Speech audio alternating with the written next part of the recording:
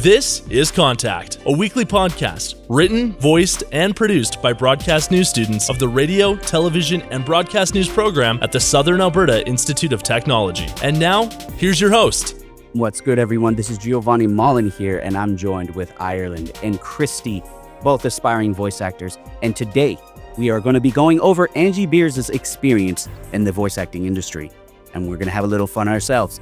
Also, this episode of Contact is covered by Phoenix Comics Southwest Calgary. Get caught up on the graphic novels your favorite shows are based on and get started on your own collection. So fly on over to Southwest Phoenix Comics at phoenix-comics.ca. It's time for this week's hot topic on Contact. So on today's episode of Contact, we're here for Voices Request. And that's right, the voices are getting louder, but we're not crazy, okay?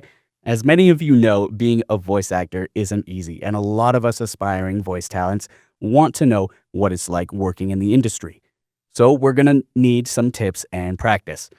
Today, my guests and I will be practicing our voicing abilities through hilarious improvisation, learning what it's like to work on dubbed shows, whether it be a Japanese anime or a German cartoon, and putting to practice some useful tips and tricks to get into character, provided by our expert interview with the incredible Angie Beers, who you might remember as Fa Yuri from the Gundam games on the PlayStation 3, or Kaluto Zoldyck from the 1999 Hunter x Hunter, basically Kila's sister. With Angie's experience in the industry, we feel we can learn a lot from her, and we actually got quite a bit of advice that would really help any aspiring voice actors out there. Angie told us about her experience working on shows Doki Doki School Hours in her lead role as Mika Suzuki, following a teacher that is occasionally teased for her childish appearance. And another lead role is Bibi Blocksberg, a young girl that shares magical abilities with her mother and has a regular father. I asked her what it's like working on these shows, and we got some good stuff. So let's get right into it. This is Contact, and it's time to get the facts. All right, so here we have Angie Beers. She has been a student up at SAIT in the RTBN radio program as well, and she has also been voice acting in the industry for several years. Today we asked her what she would like to cover based on her experience, and today she has chosen Bibi Blocksberg and Doki Doki School Hours. Thank you for being here. Thank you. Thanks for having me. I had done quite a few roles, but I think this ended up being my first lead. So I did have a lot of practice, but this was my first lead. And this might have been my first lead actually playing an adult. Most of the time I got cast as teenagers or kids. And this was my first adult role, even though Mika doesn't look like an adult or sound like an adult. So I think that was the joy in it. For me, I had just also become the creative director at the radio stations, and I was one of the youngest in Canada. I was short, young, had taller people with older than me, so I really related to Mika. All the students call her Mika Sensei, which is what I always say, but I found it very odd to be being called a sensei in the cartoon, and then going to my role in radio, taking on a leadership role and not quite feeling qualified and feeling like people weren't valuing me the way they should be. So it was a heart role for me because I really related to Mika a lot. So it made it that much easier to play. So I think that's why it comes across more real. Definitely. And when you finished recording, did you miss being called Mika Sensei a bunch? Yeah, a little bit. Yeah, being called a sensei. Nobody at radio called me a sensei. So they should, honestly. They should. Was dubbing for a German show different than what you would usually experience from an all-English show or maybe a Japanese show? I had done mostly Japanese shows before, so it was different, but different in a good way because I think German's structure of their language and pace is closer to English. So you could get the words in you could get the written words in with more time and more acting, as opposed to in the Japanese cartoon anime, they're always like, it's fast paced. They talk fast, they react fast. This was more spaced out, like a normal English cartoon would be, like a Simpsons or something. It was more paced that way. So it was harder because I'd been doing the work on Japanese anime, but easier as just regular speech patterns were more like what we do. So what did you do to get into the voice of BB compared to your method with Mika, perhaps?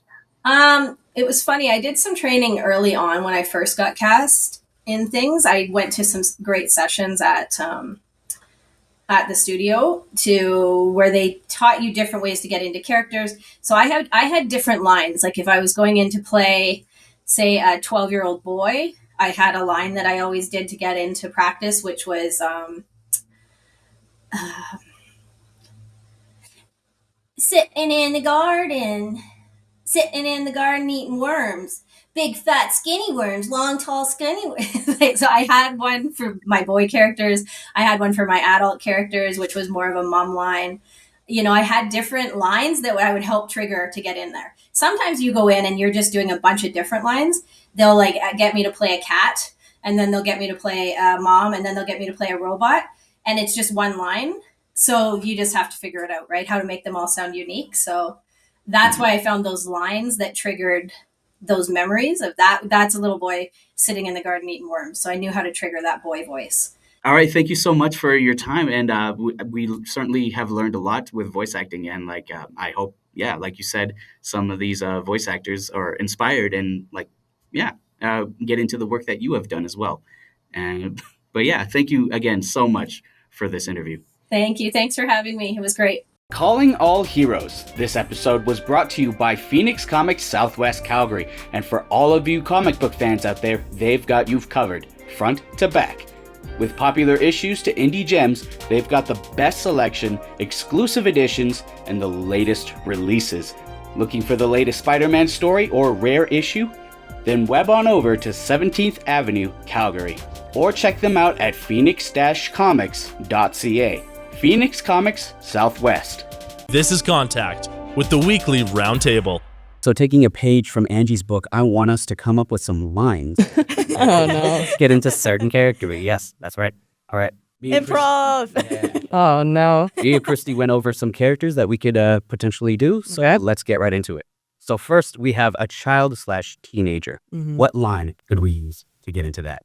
Do you care about personality, or you just want it like a child/teenager? Just child/teenager. It doesn't really matter. Like, you can do it however you want. Okay, well, I have one. 12-year-old boy. All right, let's hear yours. Mom, I don't want to do homework. I want to go out with my friends. All right, we're going to use that one then. All right. All right, your turn. Okay, I'm going to go with the 12-year-old boy. Mom, I don't want to do my homework. I want to go out with my friends. All right. No, my turn. Okay. I don't know. No pressure. How to get myself down there. Yeah, you're a lot deeper, like vocal-wise. Harder for me. So maybe if I just bring it up here. Okay. Okay. There you go. I don't want to do homework. I just want to go out with my friends. That was amazing. That was so Oh my God, that was good. amazing. That's actually so good. Yeah. Okay. Oh, man. Next up, this one I'm going to thrive at. Deep male voice. I can't swear. No, we'll cut it out. Don't say it. It's so funny you say that because I get such voice envy from Arianto Saab, Keith Silverstein, Insane. Peter Collins, because they can get into those lower registers and it's so smooth, and I'm like, Dude, Genos gives me such gender envy from his voice alone. Oh my gosh.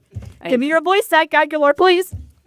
being a woman sucks sometimes. Just sometimes. Well, let's give it a try. So, Yeah, you go first. okay, let's see. Deep male voice.